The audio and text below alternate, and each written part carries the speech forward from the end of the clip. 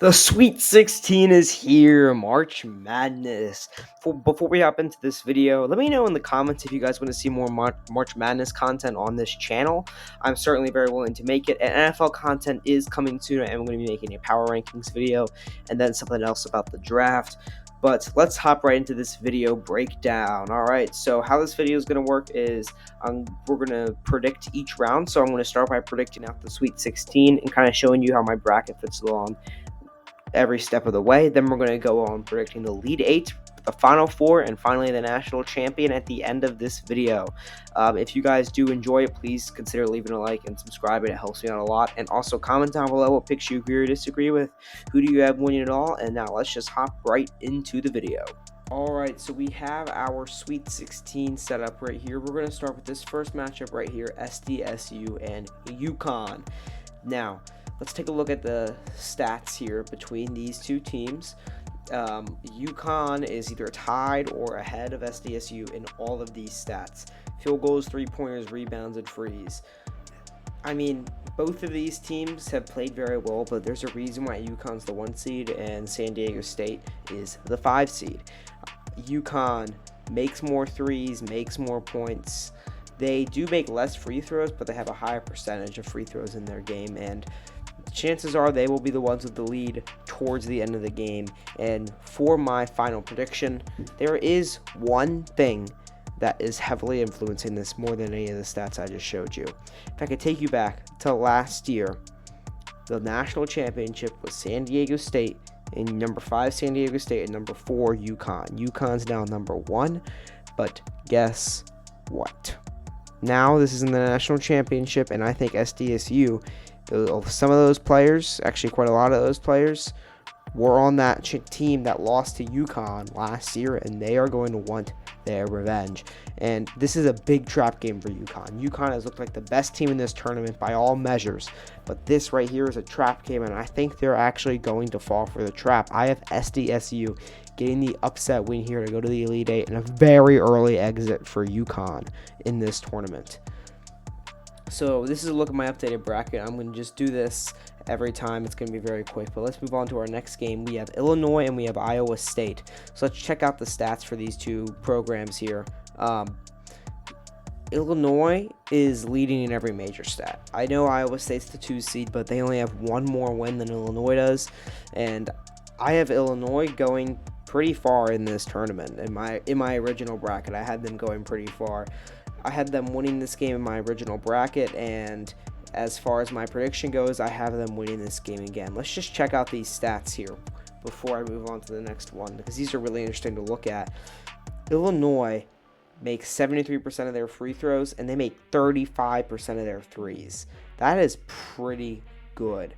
I know Iowa State's pretty close, but the biggest thing for me, the biggest deal breaker for Iowa State is the frees. Illinois makes 4% more of their free throws per game. Those free throws are so important, especially at the end of the game. That is the most important stat when I'm looking at it, because those field goals, those 3-pointers, all of those change based on how good the other team's defense is. The free throws never change. Well, the amount you get do, but whether you make them or miss them does not change based off how good that other defense is. And this Iowa State team, from what I've seen, doesn't make free throws as well as they really need to advance in this tournament. So let's move on now to UNC in Alabama. Now, UNC is the 1 seed for a reason over Alabama is leading statistically. And the two most important stats for me are threes and frees. Because Bama takes a lot of 3-point shots. I mean, you can just see in the statistics, and they make a pretty nice amount of them. They have the better percentage there, obviously, and UNC, for them, their defense has been a big asset of theirs. You can see their defensive rebounds are really high, and that is going to be what keeps them in this game. And that's going to be really the driving force for UNC is their defense's ability on those rebounds. But ultimately, Bama, they make the free throws. They are a really well-coached team. So for my prediction, I know UNC has the better defense here, but those free throws and their 3-point ability is, I think, what's going to put them over the edge. And it's going to be a very close game, but I do think Bama's going to get the upset here. All right, so far I have picked nothing but upsets. So next up we have the number 2 Arizona versus number 6 Clemson. Let's check out the stats. Arizona is ahead of them statistically. However, my favorite stat, free throws, Clemson is, what is that? 6 points ahead of them as far as percentage goes, and I'm not going to take too long on this one. Even though the free throws are a big discrepancy, there's a reason why Arizona is a 2 seed and Clemson is a 6 seed. I think Arizona is going to get this done.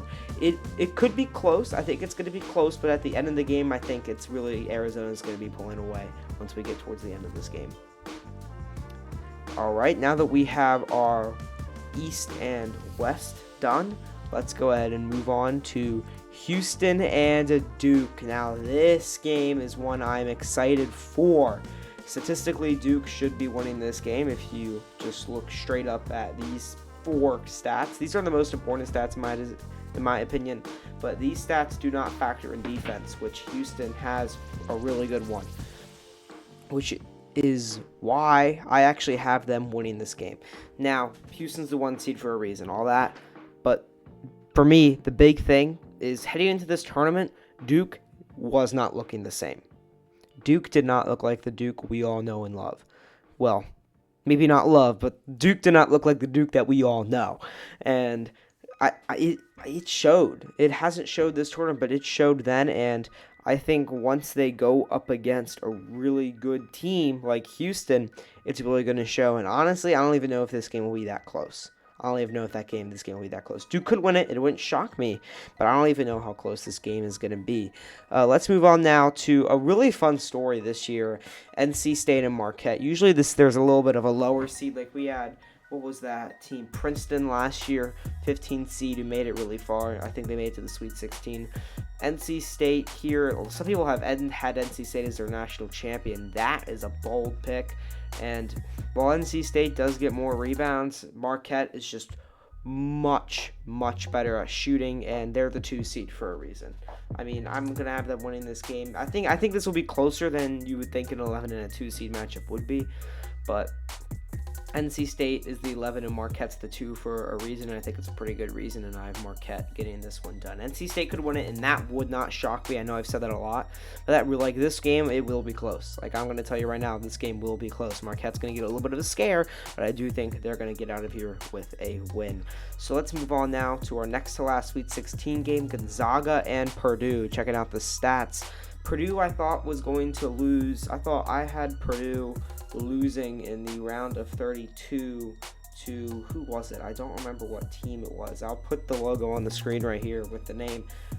But I had Purdue losing. That team lost that I had Purdue losing to. They lost in the first round. They got first rounded. So that didn't turn out too well. I actually had this game being that team that I can't remember the name of for my life in Kansas. So I have no horse in this race as far as my bracket goes, so I'm just going to be giving you my honest opinion. Field goals, that's normal 2-point shots there. Gonzaga is better. I do think overall Gonzaga is better at shooting than Purdue is. Gonzaga, I think, is better coached than Purdue is. I know it's kind of a bold claim, but I think Gonzaga is much better coached. Free throws, Gonzaga is better at. That's very even. You can't really go. Those are basically, there's 0.3 difference there. But ultimately, while I do think Gonzaga is better coached, as for my prediction, if we look back at these stats, Purdue leads. They're better at deep shots. Gonzaga executes the layups better, but Purdue just gets the ball. Purdue can get the ball back. And Purdue is the 1 seed for a reason. And I'm going with my brain. I'm going with what the statistics tell me. I'm going with my brain.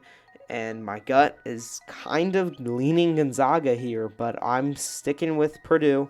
Number 1 seed for a reason, I hope. They did lose to the 16 last year, so I can't be too confident, but I still have them winning this game against Gonzaga here with some more hindsight than I had when I was creating my bracket initially. Now we have one more game, Tennessee and Creighton. One I think is going to be the best game of them all. The stats are really even. Creighton barely has that lead there, but I mean, really, both of these teams They're both good shooters. They both make free throws really well, and Tennessee is a little bit better of rebounder. Creighton does lead in those other three categories I mentioned there. But the thing I'm really excited to see in this game is both of these teams easily have the potential to win the national championship. When I was making my bracket going into this month of March here, I was looking at both these teams to win the national championship. I'm not saying I picked one of them. We'll get to that at the end of the video, but both of these teams definitely have that capability. And ultimately, Tennessee is the 2 seed. Creighton is the 3 seed. That's a 1 difference. They're very evenly matched. But when it comes to my prediction, I'm going with the higher seed, and for a good reason. I think Tennessee is a really well-coached squad. I like the Tennessee coach better than I like the Creighton coach. I think Tennessee is better at executing in the paint. Now, that may seem an interesting claim considering they're going up against Creighton, but I think Tennessee is better at executing in the paint than Creighton is. And I think that's going to come back to haunt Creighton in this game. And Tennessee is going to come out with a very close game. This is going to be the closest game of them all. And I actually think this one's going to go into overtime. Such a good game. I think it's the last game of the cycle. I don't know. I'd have to check. But this game, it is going to be going into overtime. Mark my words. You can write them down. Or don't, because being able to call an overtime game, especially in basketball, is rather difficult. And I'm convinced, though. I'm somewhat convinced that this game is going to go into overtime. Yep, I just checked. It is the last game scheduled for the Sweet 16. So Creighton and Tennessee is going to be a good one. Definitely tune into that one. It is going to be a late game, but it's going to be a very entertaining late game. All right, so this is a final look at what my Elite 8 bracket looks like. We've got some shockers here, some upsets. And let's just move on now to picking my Elite 8. So these are my 4 matchups. I have SDSU, Illinois, Bama, and Arizona, Marquette, Houston, Tennessee, and Purdue. Starting with SDSU and Illinois, SDSU is the 5 seed for a reason. If that was any other 5 seed or 4 seed or 3 seed, I think UConn would get it done. But UConn didn't, just because of that whole national championship rivalry there. And I think that's the only reason why SDSU is going to come on top in that game. So I'm picking Illinois there. Next up, we have Bama and Arizona. This game, honestly, I don't even know how close it will be. Arizona's a really good team, and I'm going to have to take them to get the edge over Bama. I'm sorry, guys. I don't know why this weird outlines on the Bama logo. I just used a poor file for that, I guess. I don't know. But next up, we have Marquette and Houston. This is going to be the game to watch. This is going to be the game of the Elite 8, closest one of them all. And this is very tough to decide, but ultimately, I think I'm going to have to go with Houston here. I'm going to have to go. I'm just going to cut. This is a very tough game to decide, and you can tell it's the 2 and the 1 seed. Marquette and Houston, 2 very evenly matched teams. Winner of this is going to be tough to take out, I think, in these next 2 rounds. And Marquette versus Houston is the one you want to mark down. I'm convinced if I had to take any of these matchups, this is the one I'm most confident in being right in, and this is the one I hope happens the most. This is going to be such a good game. I do think Houston's going to edge them out, though. And finally, we have Tennessee and we have Purdue. Purdue's the 1 seed, and they're a bunch of chokers. The reason why I picked Marquette here is because last year they were choked, and chokers don't get past the Elite 8. Chokers don't get past the Elite 8. Give me Tennessee there, and I'm confident in that. So that leaves a final 4 looking like this: Illinois, Arizona, Houston, and Tennessee. So let's pick these games. Number 3, Illinois versus number 2, Arizona. Now, I know maybe unpopular opinion, a lot of people have UConn in this spot, but I have Arizona there, and I have them for a reason, because I think Illinois wouldn't be here if UConn didn't run into SDSU. I don't think Illinois would be there if UConn didn't run into SDSU. My original bracket, I had Illinois beating UConn in the Elite 8. Now that I'm thinking about it, I wouldn't give them a shot. I don't think they would be here again if UConn didn't win. And UConn might even beat Arizona, but guess what? That's not UConn, that's Illinois, and I'm taking Arizona to win that game. Next up, we have Tennessee and we have Houston. This game, too, is going to be very good. I think this game is going to be the best one of the entire tournament. This game is going to be the best one of the entire tournament. and you have a clear favorite Houston and an underdog Tennessee. Not a huge underdog, because Tennessee is really good. I think Tennessee is the best team in their conference. I think that's the right word, conference, or is it division? I don't know what word we use in college football, in college basketball. Sorry, but as far as their division goes, they are the best, and they, I think, are the best 2 seed in the tournament. However, they're running into a 1 seed.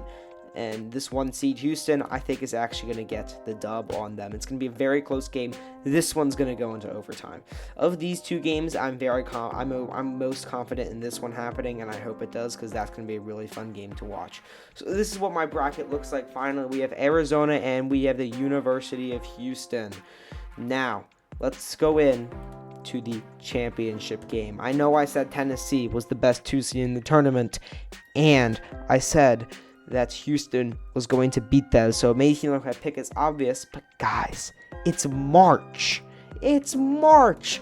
The championship game is never going to go how we expect. That's right, I have Arizona being my national champion. This is what I had in my original bracket, and I would pick Houston here. My brain tells me to pick Houston, but guess what? It is March, so I'm going to take Arizona. I did it twice just to show. Anyway, that's going to be it for this video. Comment down below who you guys think is going to win the national championship, and I really hope you enjoyed it, and I will see you guys in the next one. Goodbye, everyone.